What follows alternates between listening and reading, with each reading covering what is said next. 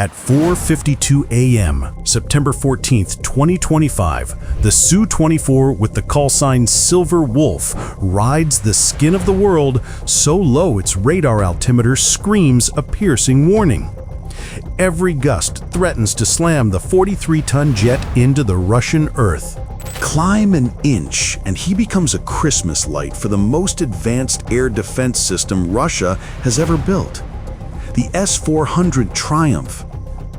Right now, its radar is sweeping the sky above him like a giant invisible net.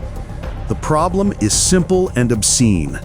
Ned is flying at just 100 feet.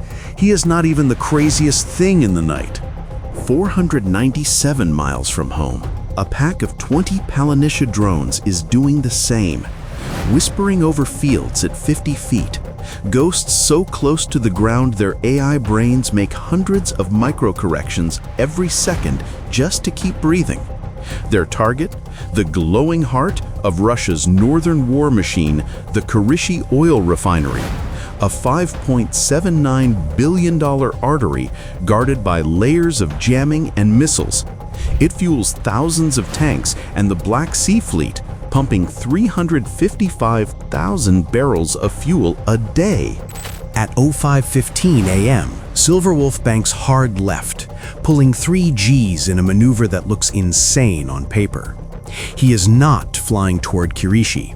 He is drawing a massive 547-mile arc around Finland, an absurd detour the only thing keeping him alive.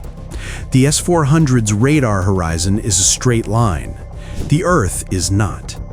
By hugging the planet's curve at 100 feet, he hides not only himself but his cargo. 4 550-pound ASAM Hammer smart bombs pointed at the refinery's heart, and 2 AGM-88 harm anti-radiation missiles meant to tear the S-400's eyes out if it ever sees him. Then his GPS dissolves into a blizzard of static. Kasuka 4 has woken up. Silver Wolf merely smokes a switch. His route reappears. He is not navigating by satellites. He is writing an inertial navigation system. Jamming GPS is like shouting at a pilot. Using INS is like navigating deaf. The screaming does not matter. Below him, the Palanitia wolf pack traces its own 497-mile path, a silent, deadly arrow at 50 feet. Their AI calculates the same Earth-curving geometry as Silver Wolf, but it also drinks real-time Starlink data to adjust for wind shear and to slip between power lines that appear out of the fog like spiderwebs. Inside the S-400 command bunker near Kurishi, an operator sips cold coffee. His screen is placid green. He does not know 20 ghosts are screaming toward his position just beneath his radar beam. Not yet. Not until 05:28 a.m. Make no mistake, the system guarding Kurishi is a monster. The S-400 is a steel behemoth with a 92 N6E gravestone radar that can track 300 separate targets from 250 miles away. Its missiles cost $1 million apiece for a reason. Everything appears flawless. The sky is calm. But Sergei, the Russian operator, cannot see what his billion-dollar machine cannot. The attack is coming from the floor, not the ceiling.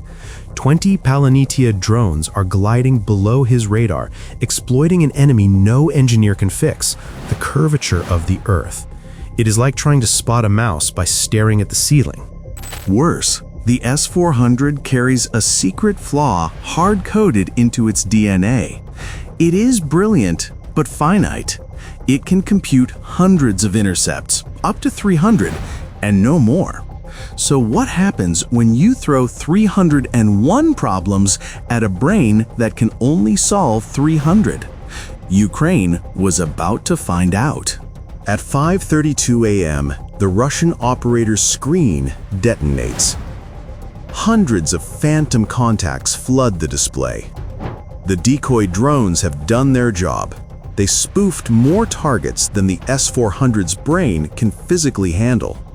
The system reacts by firing volleys of million-dollar missiles at ghosts. But this is the fatal paradox of screaming at phantoms. In shouting to kill decoys, the S-400's radar pulses like a bonfire, broadcasting its own position into the night. 50 miles away, Silver Wolf's warning receiver is not chirping. It is a wall of sound. He has a lock. He fires 2 AGM-88 harms.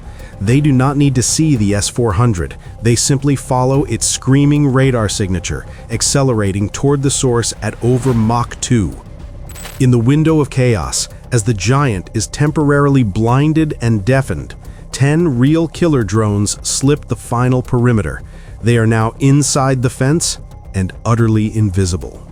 At 05:32:05 a.m., the next few heartbeats are a blur.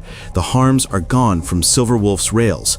The next 90 seconds are the longest of his life. He becomes a spectator hurled through darkness at Mach 1, waiting to see if those 2 missiles will tear out the giant's eyes. While he waits, Phase 2 unfurls. 10 icons representing his killer drones peel off the pack and dive toward the refinery. Their task is surgical. Methodically remove local sensor towers and auxiliary radars, the refinery's eyes and ears, before his own bombs arrive. The Russians do not lie down. The Panzer S-1 operator, a professional in the middle of an electronic blizzard, ignores the dying S-400 static. His local radar locks to the low-level threat. He acts. A stream of 30mm rounds tears a $50,000 drone to rag. A moment later, a missile obliterates another. On Silver Wolf's screen, 2 friendly icons vanish. His plan was to blind Kureishi's local watchers. The problem? The Russians are shooting his flashlights out one by one. His 20-second window to drop the bombs is opening. The room on the other side may not be as dark as he expected. Everything now tilts on a single white flash on the horizon. At 05:33:05 a.m., a brilliant, silent flare erupts on the western horizon, so bright it washes out Silver Wolf's night vision. The giant is momentarily blinded. The window opens. Wolf climbs and engages. He hauls back on the stick. The Su-24 shudders, engines screaming as it claws for altitude. It is the ultimate gamble. Trade the life-saving invisibility of low flight for the kinetic energy the bombs need to glide 43 miles. He is intentionally making himself the juiciest target in the Russian sky. The Panzer operator, now cut off from his main data link and swamped with noise, switches to independent local optical and thermal sensors. He sees it, a lone Su-24, afterburners painting a hot bullseye against the cold pre-dawn. It is the easiest shot he will have all night. He locks. Swarm, execute escape protocol. Expend all. Silver Wolf commands, voice cold and thin. It is the final, desperate gambit. Surviving drones abort their perimeter mission. Their directive becomes simple: save the wolf. 8 of them rocket upward toward the Panzer system, engines glowing on the operator's thermal scope. In seconds, scalpels have become 8 incoming suicide missiles. The Panzer operator faces a terrible choice: down the high-value bomber still climbing, or shred the 8 fireflies screaming at his position in 10 seconds. Choose the sniper a mile away, and the knife man runs you down. He chooses survival. At 5:33:50 a.m., the Panzer's twin 30mm cannons pivot and tear the incoming swarm into a hurricane of tungsten. Silver Wolf's targeting screen snaps to a clean green. He has his window. Bombs away! He feels the 4 heavy thunks as 200-pound munitions release from under his wings. The jet lightens, claws, and then, the last bomb clear, he shoves the stick forward into a brutal, gut-wrenching dive. He rips the Su-24 back into Earth's shadow and leaves the fireworks behind. The sacrificial deaths of his drone shield, buying the seconds he needs to live. Four 550-pound angels of death now glide silently through the stratosphere, their inertial navigation systems guiding them on a 43-mile arc. The dogfight, the cannon roar, the dying drones, all of it falls behind. Down below, fire crews scream toward the refinery's perimeter to the smoking craters where earlier drones struck. They are running to the wrong fire. The real threat is invisible and moving at 600 miles per hour. 10 miles out, the bombs begin terminal dive, noses pitching toward Earth. From the ground, the attack seems over. The drones shot down, the bomber fled. A fragile relief blooms in the command bunkers. 5 seconds to impact. The furnace, the hydrocarbon heart of Kirishi, matches the bomb's target imagery, and the warhead sequences begin. At 5:34 a.m., the first AASM hammer punches home. Its hardened nose cone, screaming near the speed of sound, rips through outer steel, insulation, and a secondary reinforced concrete liner. An internal timer expires. The 550-pound warhead detonates inside the beast.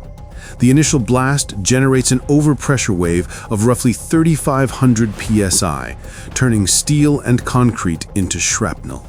It is only the primer. Ukrainian intelligence knew the refinery's fatal secret: Soviet-era ventilation shafts linking the primary furnace to secondary catalytic crackers. The fireball, a 2,000-degree demon of burning explosive and superheated gas, finds those vents. This is no longer a single detonation. It becomes a fuel-air bomb injected into the refinery's circulatory system. Pressure and flame rip through pipes, igniting volatile hydrocarbons. A catastrophic chain reaction begins. The second bomb finds a different section, then the third, then the fourth. Their waves meet, multiply, and amplify, converging into one cataclysmic eruption. The ground shakes. The furnace does not merely rupture, it is torn apart from inside out, a controlled volcanic rupture. The heart of Kirishi is vaporized. On the ground, it is a scene from hell. Secondary explosions follow as thousands of tons of refined fuel cook off. Within minutes, a pillar of black smoke climbs so high, orbital assets record an uncontrollable inferno visible from space. The numbers are cold and brutal.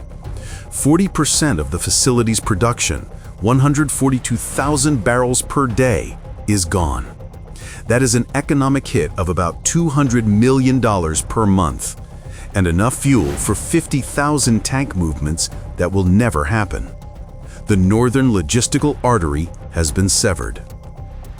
Miles away, treetop level, Silverwolf sees the glow on the horizon. He does not yet know the full measure of the damage. He knows only that his drone shield worked. He is alive. His mission is complete. He traded roughly $900,000 in drones, bombs, and fuel for a direct strike on a $5.79 billion asset, a return on investment exceeding 64,000%. Not even the best hedge fund prints that. Ukraine had proven it could reach deep into Russian territory and strike the economy itself. The northern chain was cut. The lesson was grim and simple. In modern war, the winner is not always the side with the biggest toys. It is the one who knows where to put them, when to use the fog, and how to make physics a weapon. So, now that Ukraine has shown it can hit so deep, what critical infrastructure would you target next? Tell me your war plan in the comments.